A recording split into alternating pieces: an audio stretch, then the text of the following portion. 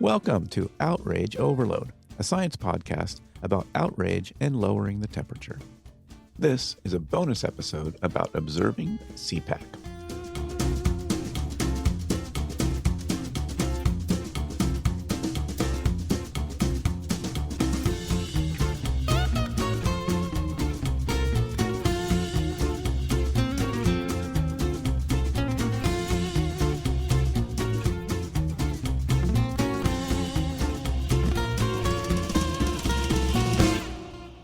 The Conservative Political Action Conference, better known as CPAC, started in the 1970s to unify and enforce GOP ideology.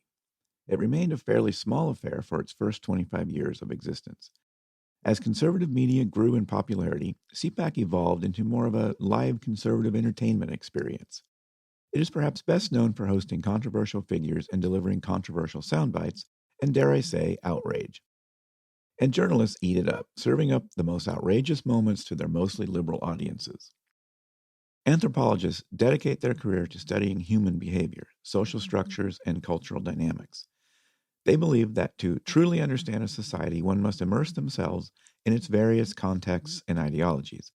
And that's exactly what our guest on this episode set out to do at CPAC, the largest gathering of conservative activists in the United States. Hi, I'm Alex Hinton. I'm a distinguished professor of anthropology at Rutgers University, where I also direct the Center for the Study of Genocide and Human Rights, and I'm also the UNESCO Chair in Genocide Prevention. But attending CPAC wasn't just about academic curiosity for Hinton. It was a personal journey to gain insights into the minds and hearts of a politically diverse population. He wanted to listen, learn, and engage in conversations that might change his and our preconceptions. Join me as we unravel the untold stories and hidden complexities behind CPAC as seen through the eyes of an anthropologist. We'll explore the power of open-minded conversations, the importance of understanding diverse perspectives, and the challenges of bridging political divides in today's polarized society. Hinton's first-hand account of attending CPAC will challenge your assumptions, expand your horizons, and perhaps inspire you to engage in more meaningful conversations with those who hold different views. Stay tuned for an episode that promises to push boundaries and uncover new insights. With that, let's jump right in to our conversation with the anthropologist who dared to step into the heart of CPAC.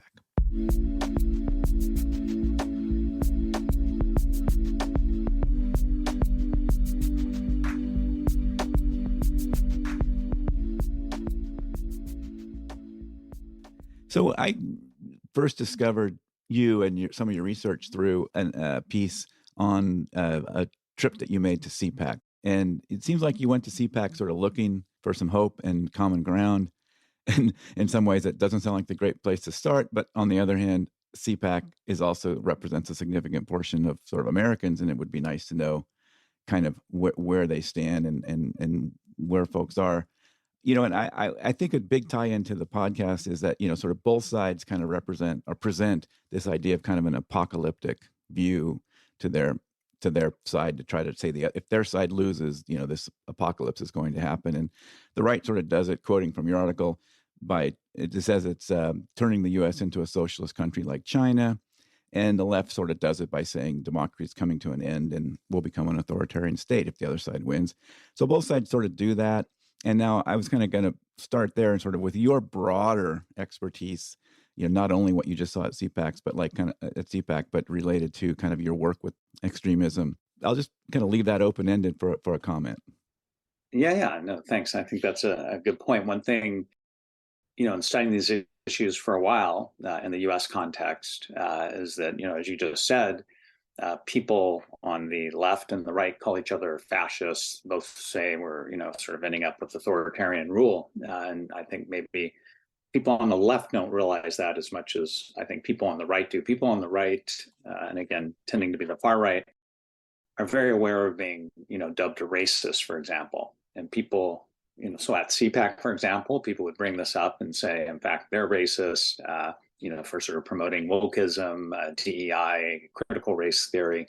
So these terms get bandied about, and often there's not awareness of sort of the perspective from which the other group's coming to this. But actually, you know, there's a little bit of background, and this is not at all to equate the research I was doing at CPAC with what I've studied before, but there's a link in terms of what you're talking about.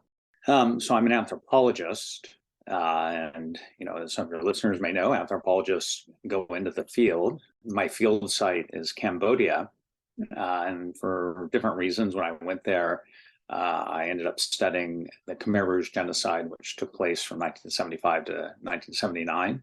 It used to be everybody's familiar with this. Pol Pot, he's always in the top 10 most evil people in the world. But now new generations, the new evils, they don't know it as much. But as part of that research, my goal was to trying to understand how people come to participate in a project of mass violence.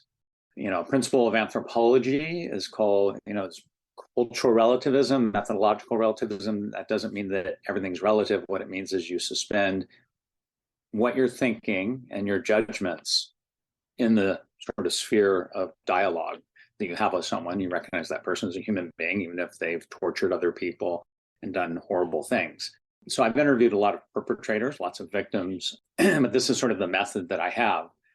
So I've tried to take this, my work on extremism, genocide, but also this sort of principle and apply it in the U.S. In the context of all the tumult of the Trump years at the time, when suddenly we had Charlottesville, and there suddenly, as you were talking about, there were a lot of fireworks, so to speak. And so what I wanted to do, and again, I'm not trying to say, far-right extremists are genocidaires. I'm not saying that, but what I'm saying is I took the same principle and I wanted to understand what motivated people to participate, for example, in Charlottesville or the Capitol insurrection. And that's been part of the project that I've been doing.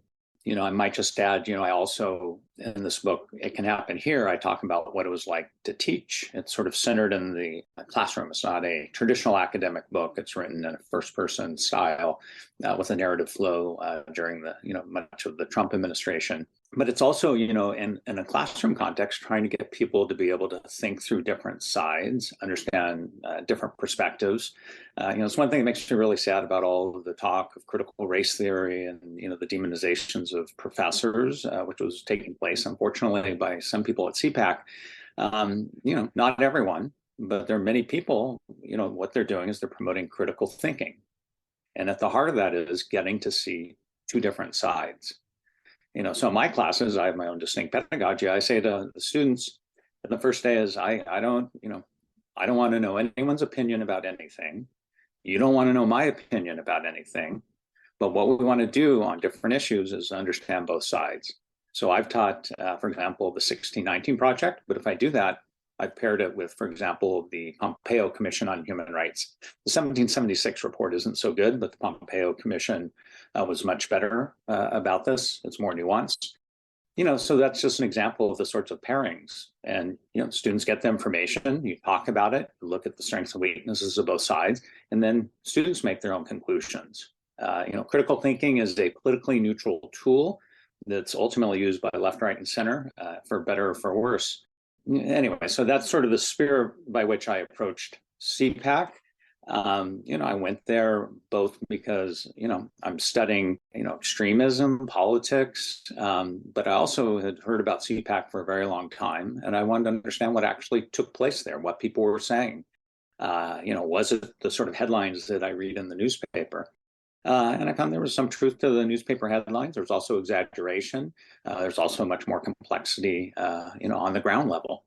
So it was a very, I would go again. Maybe if they'll let me back, I'll go another time because I'm, also curious over time how things might change as well. Yeah, so you found some nuance there. I mean, people often talk about, or we all do it. We all kind of bucket people, into groups and sort of say, well, if one Trump supporter would attack the Capitol, then they all would. You know what I mean? And that's definitely not true, right? I mean, there's many kinds of Trump supporters, and not all of them are prepared to do violence. And you're saying you saw some nuance, even though CPAC is sort of like, if you're going to go there, you probably already know I'm kind of far down the extreme list. But you're saying you saw some nuance there. Yeah, well, I mean, so CPAC is set up in an interesting way. It's, so the first day, I think it was Wednesday, they had an activist training, which was sort of grassroots activists. I went to that to listen and see what was being said. And there was a little bit of dialogue between the audience and the people presenting, so there were questions. But the rest of CPAC was sort of one-way flow of information. People would come up, speak from 10 to 20 minutes. It's very often are very articulate people who are used to speaking in public, delivering messages. Often they're saying the same thing that, they've written about stuff before, talking about their latest book, what have you. So it's very choreographed, might be the way to talk about it, and everybody's keeping on time. But what was lacking were two things. One is any kind of interaction back from the audience to the floor. You had none of that. There were some breakout sessions where maybe you could do that a little bit more, but by and large, it was a one-way flow of information. Maybe that's to be expected, and that's sort of an event. But the other thing that, again, not that I necessarily expected it, but I hope that there might be, more sort of dialogue on the stage. Instead, people just sort of agreed with what everybody else was saying, and they all had somewhat reductive messages. And I understand why they were doing it. They're trying to fire up the base. And some people responded, but I would, anthropologists, when things were said, I would look around at the crowd, and people would not always clap. There were certainly some people who were always cheering and clapping, so you can't say. For example, there was an enormous, much more than I ever expected, focus on transgender and sort of issues concerning the queer community, but especially transgender. And so when these things were saying, there were critiques of, for example, gay marriage that were made, with the religious emphasis there. Some people would say, God created men and women, and it's natural that men and women get married. Not a lot of speakers, but some people would say that. So I would look around and you'd see some people clap, other people wouldn't be clapping because, the audience is more diverse. So when people, refer to the audience, it's important to realize there's variation, there's diversity. People have different views, even within the CPAC crowd, just as people in all communities do. And you touched on this, the worst thing is that we think in terms of categories. It's the way the human mind cognizes. There's a philosopher, ironically, he's someone who is demonized by far-right extremists as part of a cultural Marxist, which was a group of a label that was put on a number of Jewish immigrants to the US. This guy's Adorno. There were others as well.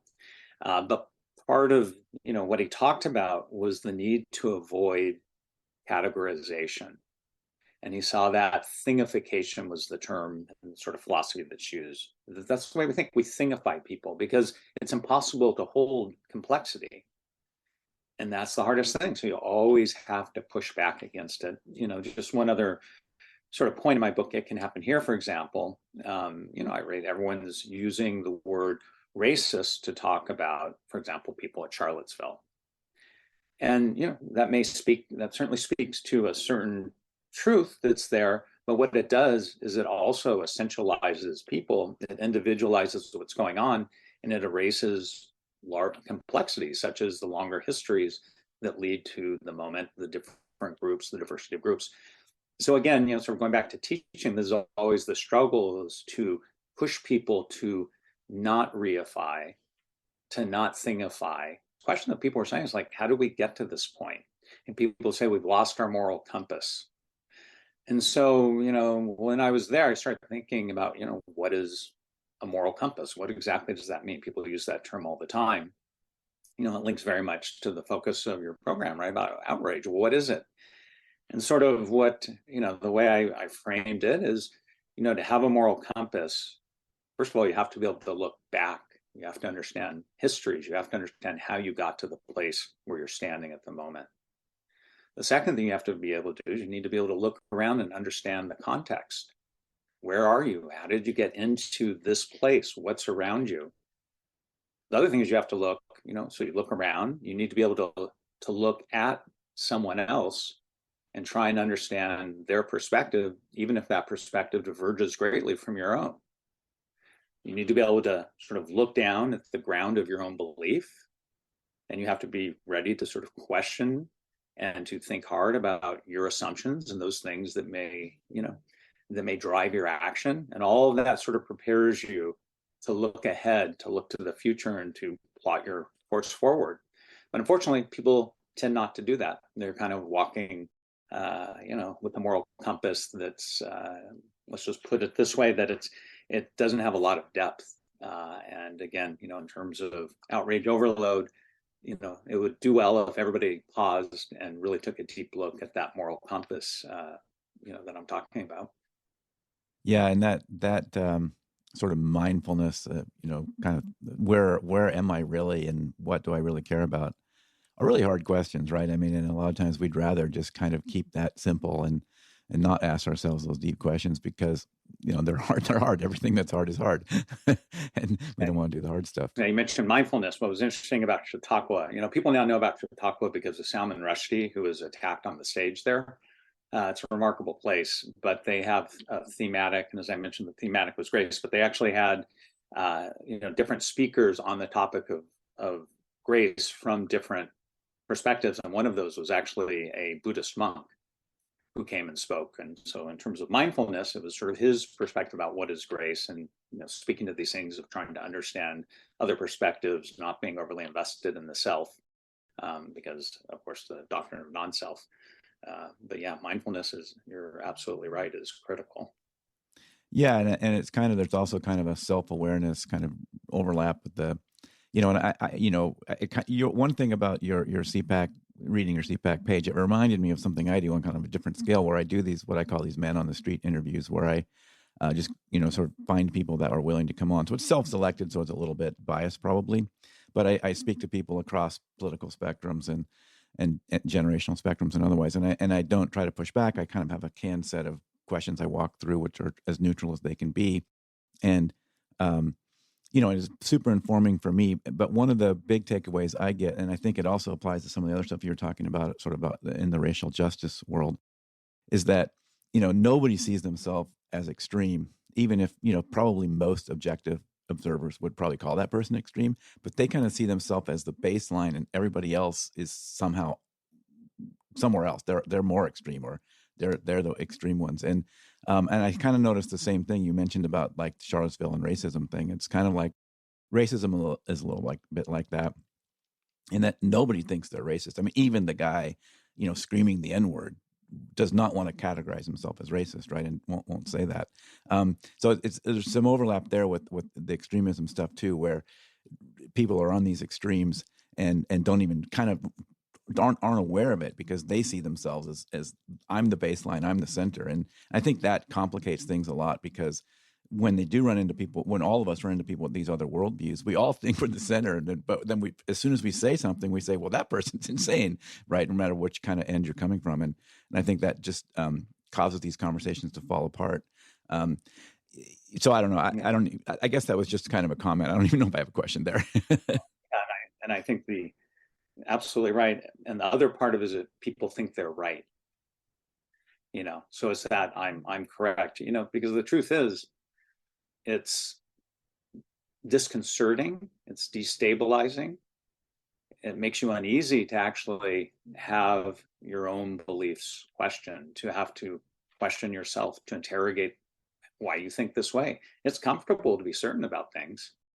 I have another book, Man or Monster, that's about a person who ran a torture and interrogation center during the Khmer Rouge period. He was put on trial, and the book centers on that. But a lot of that book is centered on this notion of conviction, right? That conviction drives and propels people forward. And the word actually etymologically is about vanquishing. And so again, it goes back to, larger things about how do you prevent genocide perspective. A lot of it is a willingness to be able to question yourself, to understand that qualities that we project onto others are qualities that we also have to some degree, to be able to recognize the humanity of other people. There's a certain point at which, after having, for example, with that moral compass that I talked about, you haven't gone through those different steps, you can make your judgment, an informed judgment at that point about what's right or wrong. You're not morally relative, but most people just don't go into that. And so you get people who, like this guy, Doik, the head of this, he said, we need belief. So he had Khmer Rouge ideology, then he became an evangelical Christian, and he said he had belief in God. And he didn't want to, he was uneasy not having that certainty. And I understand why, right? It's destabilizing. People aren't comfortable with it. But to really listen to people, to hear other people, you have to be willing to be somewhat destabilized in that sense. You have to be able to question yourself as you listen to others, because you know what? Sometimes other people are right and you're wrong, or at least you're partly wrong and you need to think through what they're saying. This was actually, there's another philosopher, political theorist, Hannah Arendt, and her notion of thinking. I don't want to go into all the nuances, but basically the idea of Socrates would go and would have this question dialogue, the Socratic method. And she said that all of us on our own, she called it the 2-in-1, need to have an internal dialogue in our minds to think about issues. And then we bring our informed opinions or judgments, they might be called, right? Opinions sound like they're more random, to the public sphere, where we meet other people and have dialogue. And that point, when you're having dialogue with others, then you go back and you think more.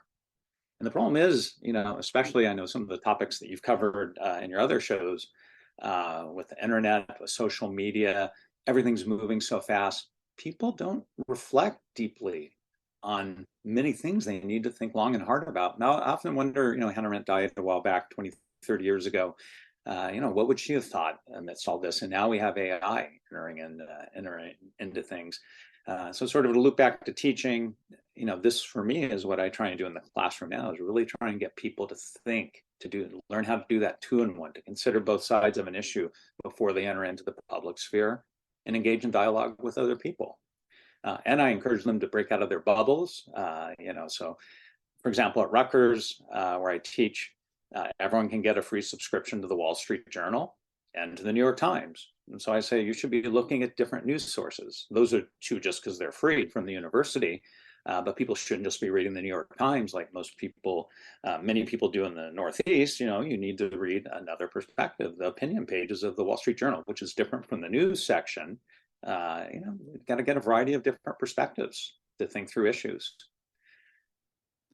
Yeah, I mean, there's a lot of stuff I could talk about forever there, but I'm going to jump to another place because I want to kind of get it in, and it kind of ties into what you were just saying. We often talk about this kind of post-truth, America, and sort of how objective facts are becoming less influential and sort of in terms of shaping public opinion as opposed to sort of emotion. And one thing about what we saw what you reported about CPAC is just lots and lots of this emotional language, American Marxism, and and then these other kind of the quiet part out loud, Black Lives Matter, Antifa, cop hating, groomers, pedophiles, anti-American, socialist stuff, and those messages really do hit home with a lot of people, and despite the fact that, as you note, both sides kind of are interested in inflation and fentanyl and crime. Research shows we just aren't making our decisions based on issues much anymore. It's mostly about identity and it's about the fear of losing as much as anything else, or actually as the main thing. And does these appeals to emotion really work? And we'll sort of get to the point where we'll do almost anything, to avoid that losing, because that losing feels so bad. So sort of with your perspective again and the sort of expertise, I mean, what's your takeaway about that? Yeah, I mean, I think one thing is, we need to have conversations with other people who have different opinions, different from our opinions, but we also need to find out what their opinions are, because often we just assume what their beliefs are as part of it. But we're all in this context, this sort of systemic context in which messages, right, that are organized, they're systemic, they're consistent. So in the article you're referring to from the conversation, I was there, I noticed that there were a number of different themes that were recurring in what was being said, and people were hitting on those over and over again. There's sort of 6 different buckets that I focused on. There were others as well. So China or communist China, there's a slight difference, but they were used somewhat interchangeably. It was one of those. Border criminals was another one, and that could range from the drug cartels to quote unquote illegal aliens, which was a term. I actually thought there's going to be much more focus on the border. I was a little surprised that there was less. And I'm curious to see, the next CPAC if that's changed, especially when, as I assume will probably happen, Trump gets the nomination. So those were two, and then there were sort of internal ones, and you mentioned "quote unquote" American Marxism. Wokeism was a nonstop focus, and there's another one of these words that is sort of bandied about. It's used sort of the way the word political correctness has been used, and the two are very intertwined. But within that, there were this bucket of critical race theory, Black Lives Matter, we get dropped in there, diversity, DEI things, transgenderism. And then there was the deep, I think we have to say the super, super deep state. Deep state doesn't really get it anymore. It's like super, super deep state, which is this collusion between the tech industry, business leaders, big pharma, and as well as typical bureaucrats, federal law enforcement. There was one session on the Biden crime family, so they're sort of implicated. All these things are sort of loose and amorphous, and then it sort of links back to American Marxism. But these were, sort of things. That's part of what I wanted to do was identify the sort of different demons of CPAC that were there, even as, that were being talked about, because we need to be aware of those. And so that's, as you just noted, part of my takeaway. I think the transgenderism attack was much stronger than I ever expected. And it shows that this election so far, this may change. The culture wars are playing out to an even greater extent versus the sort of border issues that we've had in the past. But I'm going to give a little prediction that that's going to shift once Trump, assuming he gets the nomination. I think that may switch. When he gave his talk, it was fairly bleak. Some might say apocalyptic.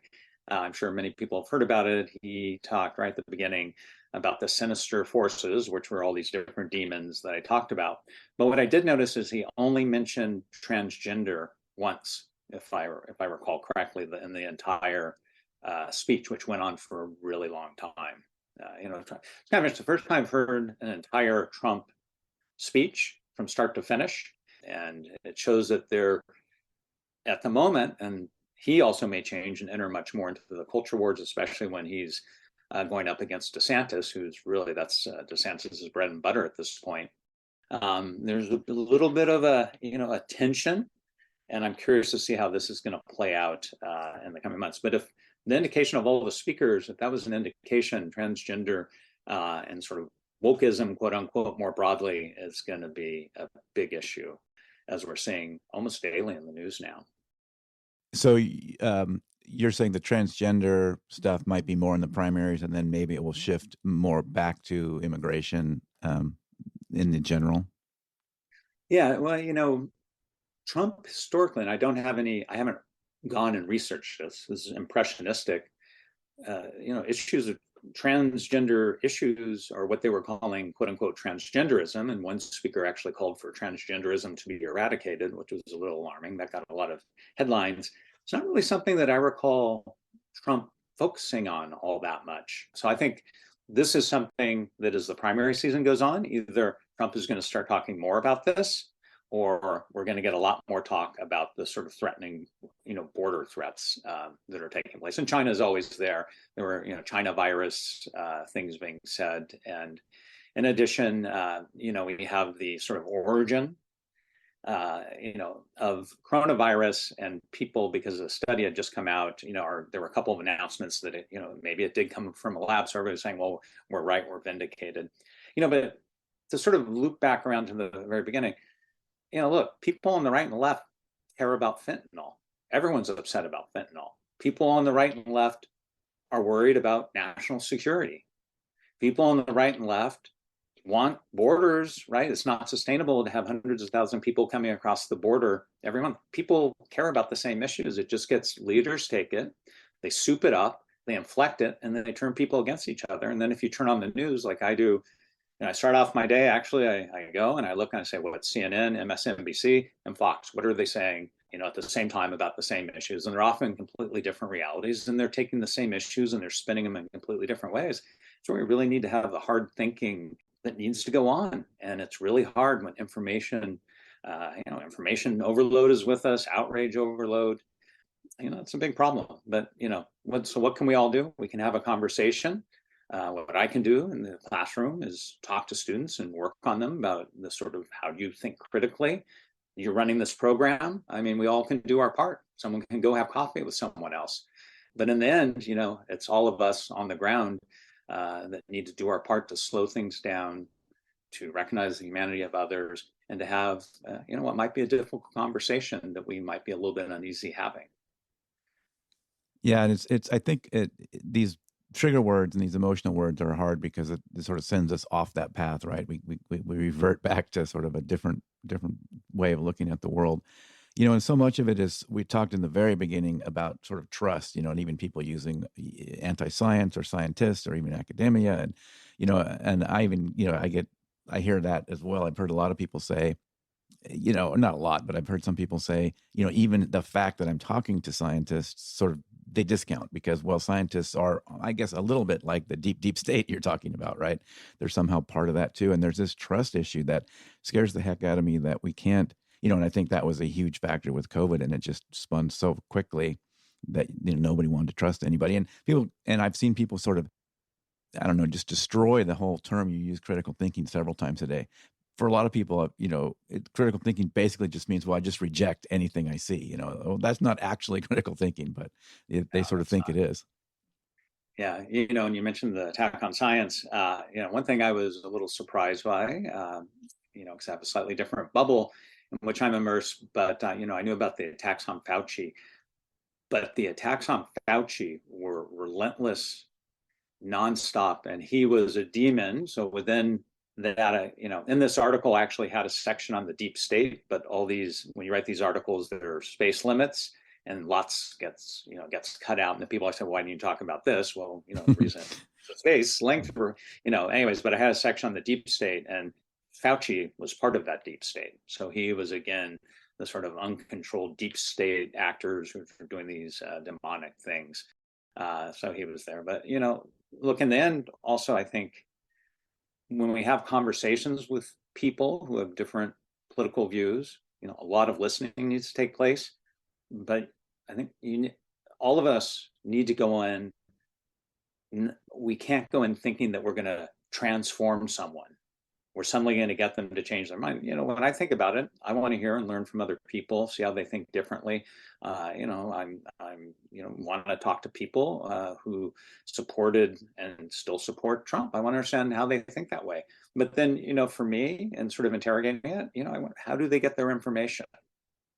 So as opposed to just saying, I'm going to try and change the person's mind and get him or her to vote for DeSantis or, someone else, where's the information? And to have a conversation and maybe talk to that person. Well, where'd you hear that? And I think those little moves that aren't at the sort of direct point of contention are where you actually make the most progress.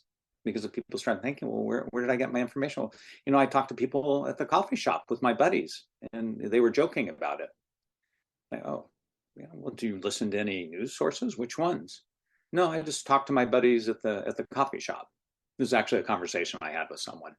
And, I'm not going to judge a person for that, but to point that out and just sort of have a conversation where you bring that up, hopefully that person will look for better sources of information.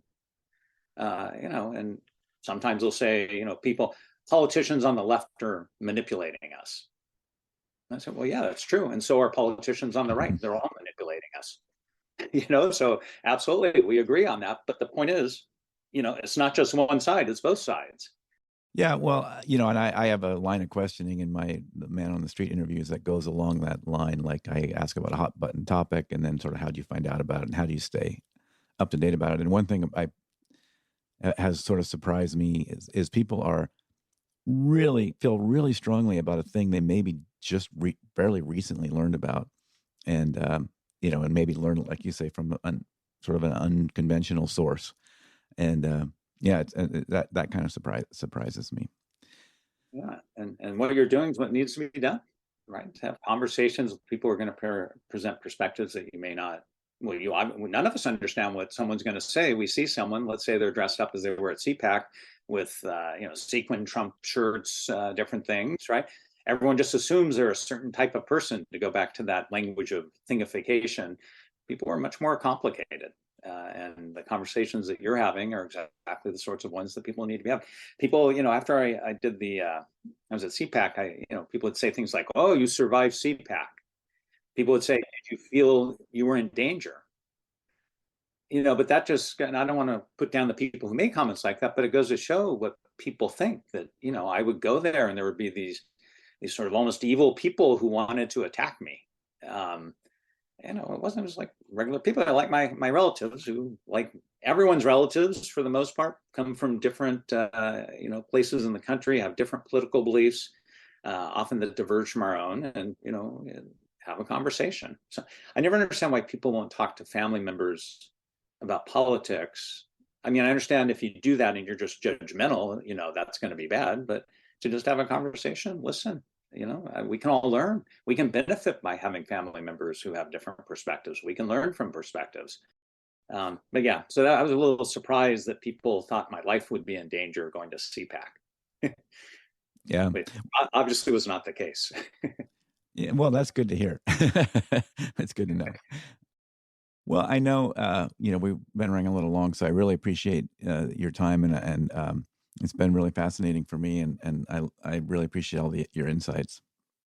Yeah, this has been terrific, and thank you for all the work you're doing. And I'm going to look for those conversations on the street. Awesome. Thank you so much. All right. Well, take care. I'll let you go. Yeah, you too. Okay. Bye-bye. Thanks.